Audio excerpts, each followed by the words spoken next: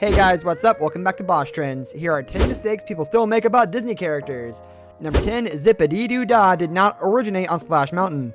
We're not surprised so many people still believe this, considering the reputation surrounding Song of the South, but although it is where the song is most prominently featured, it did not originate in the famous Disney Parks ride, and neither did Brer Rabbit, Brer Fox, or Brer Bear.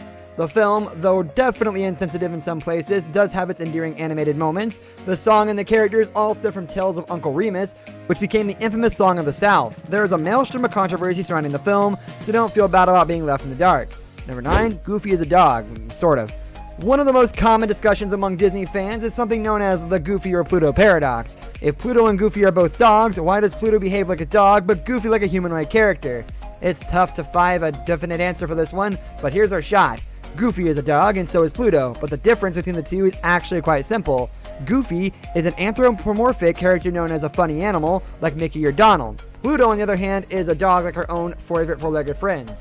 So, in a way, they are both dogs, just different kinds. It's still a complicated matter. According to a 1934 memo written by Disney's Art Babbitt, his staff were to make Goofy's animations as anthropomorphic and separate from Pluto's as possible, because one is dog, the other human. Soon the puppy becomes accustomed to his new surroundings and makes himself at home in his master's house. Number 8, Mickey was not Walt Disney's first character. Before Walt Disney Studios even existed, Disney worked on several animated short subjects before becoming the household name we all know and love. Along with Alice comedies and other black and white features, Mickey's predecessor was Oswald the Lucky Rabbit. Due to a conflict over contracts with Universal, Disney lost the rights to Oswald but created Mickey in the process. Oswald has since returned to Disney and has been featured in different media, including an appearance at Disneyland.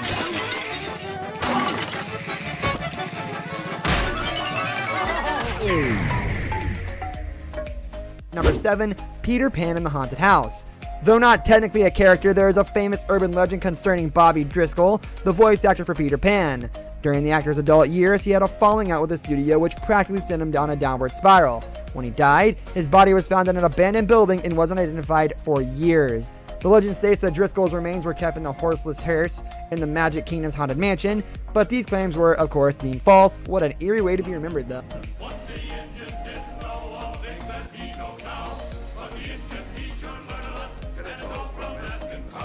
Number 6, Cheshire Cat gets lumped in with the villains. This is more of an observation than a concrete, constant misconception, but we've noticed that our favorite striped, smiling feline has the habit of appearing in the Disney villains line of merchandise and decor. But why?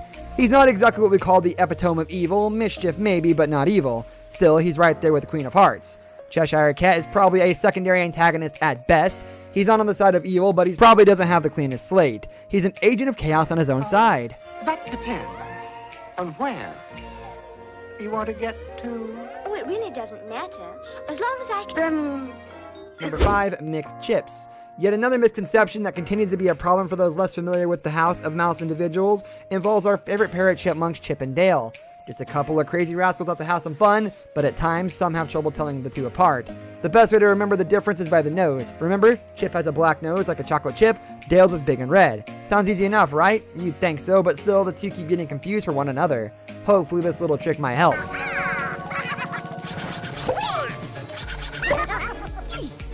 done with the carving, so now let's get into the party.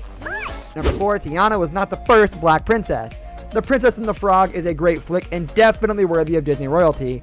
However, whether her fans know it or not, Tiana was not the first black Disney princess. That title was given out years ago to the leading lady of 2001's Atlantis: The Lost Empire. Kida, Princess of the famous Lost City, is our first black princess, though is shamefully overlooked. Brought to life by the talented Cree Summer, Kida is one of the most memorable characters in the whole movie. With her white locks and ancient tribal design, she definitely stands out amongst her royal peers. We only wish she got more recognition.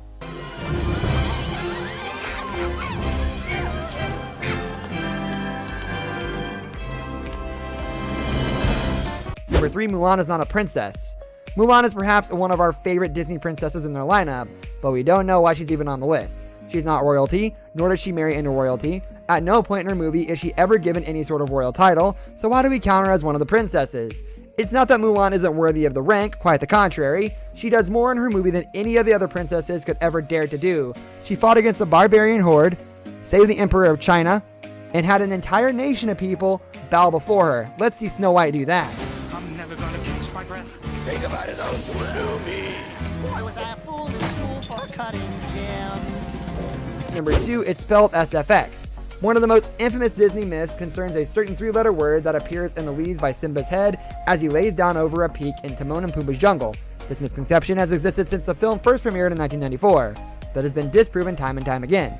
There is a 3-letter word that appears in the leaves, but it's actually SFX, meant as a reference to the special effects team that worked in the film, and later released of The Lion King, the hidden text was removed and has remained unseen on modern home video.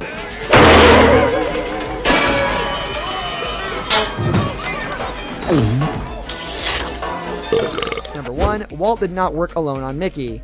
Though everyone in the world ties the mouse with its creator, Walt did not work alone. In fact, there are actually 3 people responsible for Mickey as we know him today. Walt did the concept and the voice, Ube Iwerks did the original design, and Fred Moore did the modern reimagining. After Disney did the original sketch, he called upon his friend and lead animator Ube Iwerks to flesh out the design, which resulted in the pie-eyed Mickey we see in some Mickey's earlier work. In 1938, for his starring role in Fantasia, Mickey was redesigned by Fred Moore to be more expressive. Walt loved it, and the rest is history. And frustrations, and leaves the subject filled with peace and love. Brings us into our video. I hope you enjoyed it. Hit like if you did, and don't forget to subscribe to our channel so you don't miss out on any of our videos in the future. Also, watch the 2 videos that are on your screen because I'm sure you'll love them. With that, I'll see you in the next video.